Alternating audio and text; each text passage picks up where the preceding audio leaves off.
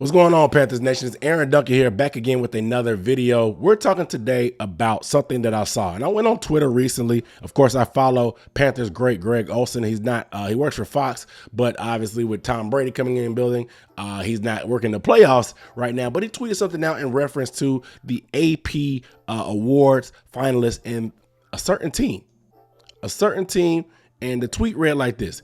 Is this the best offseason in NFL history? Not one of these players / coach were on roster a season ago. You look at the guys. Obviously, Saquon Barkley, it is what it is. I mean, he not really. You knew what that was going to do with their O-line. But that's not what we're focused on in this video. Look at it. Zach Bond, Defensive Player of the Year nominee. Quinyon Mitchell, Defensive Rookie of the Year nominee. Cooper DeJean, Defensive Rookie of the Year nominee. And Vic Fangio, Assistant Coach of the Year nominee. Now, I brought this up because the Eagles, they make a lot of, I call it common sense moves, and they always leave you thinking about, okay, hey, why didn't my team do it? And it seems like they always add players. They always get the players that everybody wants, and they always just do the things that other teams and GMs are scared of.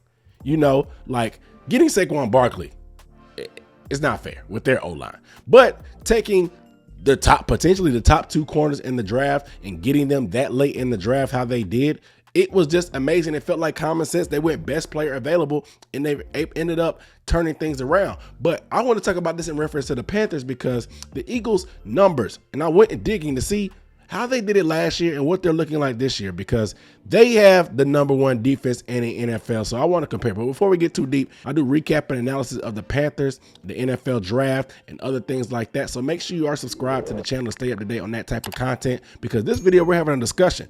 I want to talk about the Panthers potentially turning around their defense, because we know the Panthers had the worst defense in NFL history this year. There's no ifs, ands, or buts about it, but they still decided to retain the defensive coordinator. They got rid of some assistants, but the head man in charge, who the Bucs should stop with, was brought back. Dan Morgan, the general manager, fell on the sword, saying that he has to do a better job of getting players for Ejiro Evero to coach.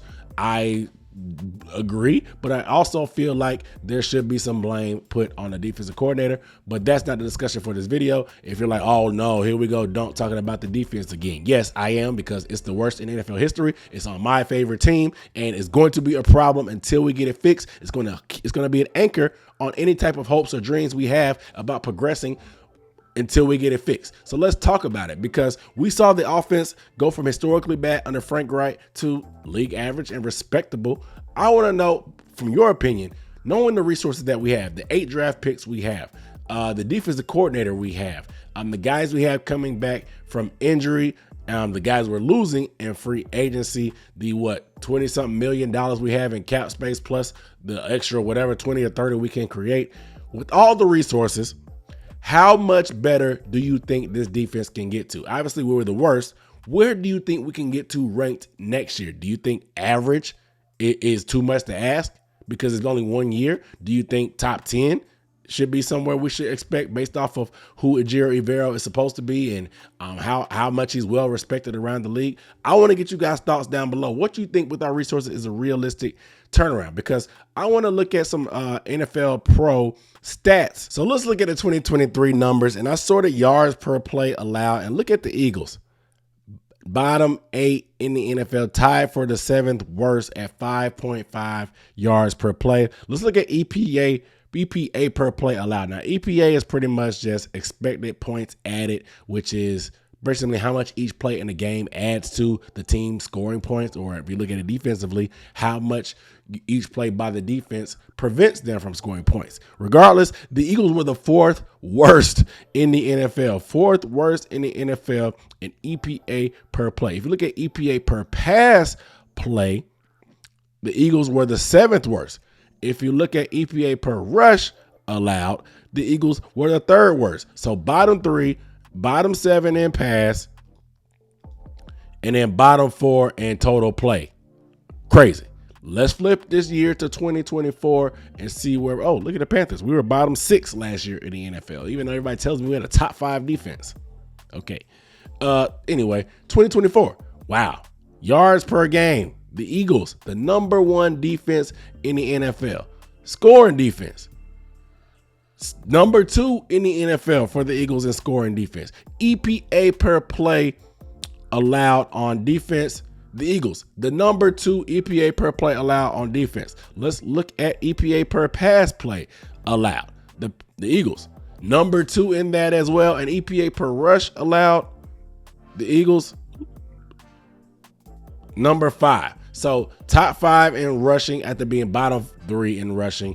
EPA per pass was not my bottom 7. They've turned that around completely. In this total, they've been second overall in EPA per play allowed. New Year's resolution: we are leaving funk behind in the year 2024. But what we're bringing with us into 2025, Mando whole body deodorant. Now this stuff right here is clinically proven to block odor all day and give you some coverage for up to 72 hours. So now there's really no excuse for some of y'all to be walking around here smelling like 2 bags of And I know it's the winter time, you may not sweat as much, but I know how it goes when you're going outside and putting on multiple layers. I'm putting on 2 pairs of drawers, shirts, and socks, and sometimes it can get a little bit sweaty. That's why I'm using Mando, because it works on your pits, your packages, and your feet. It's whole body deodorant, whole body. You can choose from a variety of scents like bourbon leather, clover woods, Mount Fuji, or Pro Sport. And Mando starter pack is perfect for new customers. It comes with a solid stick deodorant, a cream tube deodorant, 2 free products of your choice like the mini body wash or deodorant wipes, and free shipping, because your boy loves free shipping. And as a special offer for my listeners, new customers are going to get $5 off of a starter pack with the exclusive code that I give you. That equates to over 40%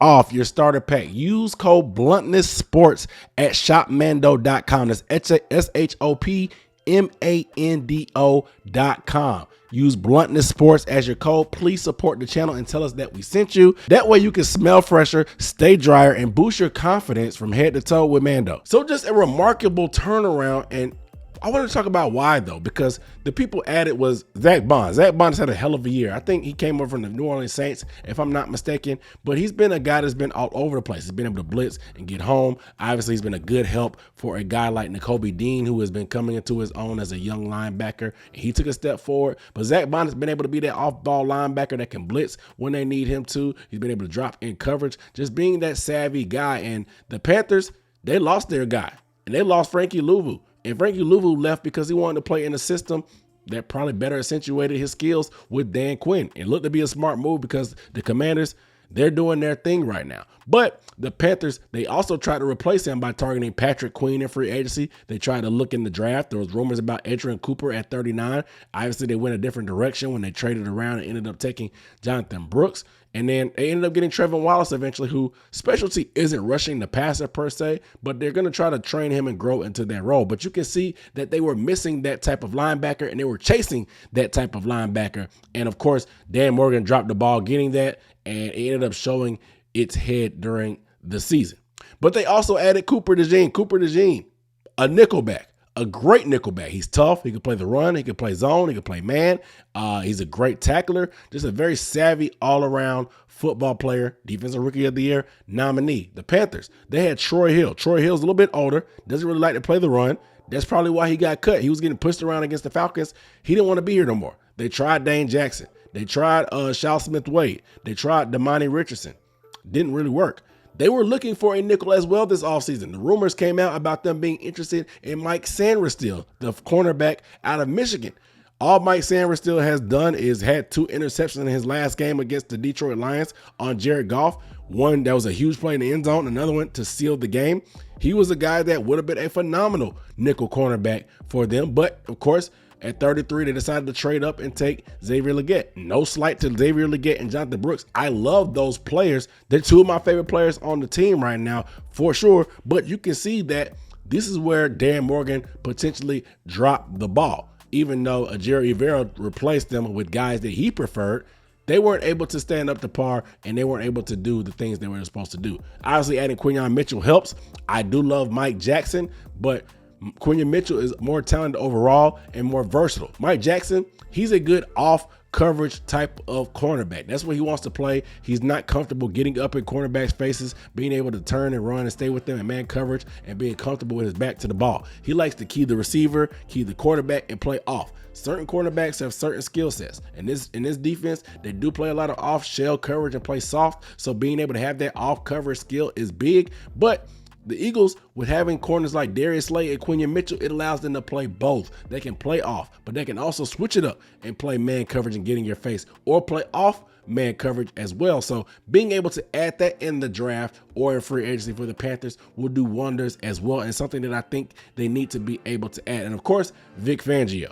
The bright side is Jerry Rivera is a disciple of Vic Fangio. So that system that Dan Morgan and the David Canales love so much, they have it in-house. Now, the guy running the system may be the problem in my eyes, but we're going to see what happens when they upgrade the talent, because I am sure that they're going to probably, even if it comes from I call it an overcorrection. It sounds like the way Dan Morgan fell on the sword, they may overcompensate, and I just hope they don't pass. They go best player available in the draft, and they don't overcompensate for passing on guys that I mentioned earlier in the draft, and passing up good talent for okay talent. You know what I'm saying? But regardless, there should be no excuse for turning this group around to at least be the league average. I'm not expecting them to go from worst to first, literally like the Eagles did, because we're talking about the worst in NFL history. But if this team cannot get to league average of a unit, there's some heads that need to roll. I'm not sure who, because if the GM is going to fall on the sword like he did before, he may be on the hot seat as well. But if the defensive coordinator doesn't put together a respectable year, he may be on the hot seat for sure, and things could get ugly, but I not want that to happen. I want things to work out, because if this defense can get to league average and this offense can either keep progressing how it did towards the end of the year when Bryce Young came back, there's no reason why we can't compete for this division, which would mean we would be going to the playoffs. I'm not saying we're going to win the championship, because it's going to take time to build this roster and get the talent and depth to a respectable point. But we saw this year, there were a lot of games that we could have won or could have been in if our defense was worth anything, but they aren't. So it's easily 3 or 4 games that we lost because of the defense. So just getting there puts us in a position where we can actually compete. And as hard as I am on the Jerry Rivera, that's not too much to ask, no matter what you guys in the comments say about it, how unfair you think I am being to him, because literally this was the worst defense in the league. We have to raise our standards and have some pride. To have the worst defense in NFL history be associated with my favorite team makes me feel embarrassed.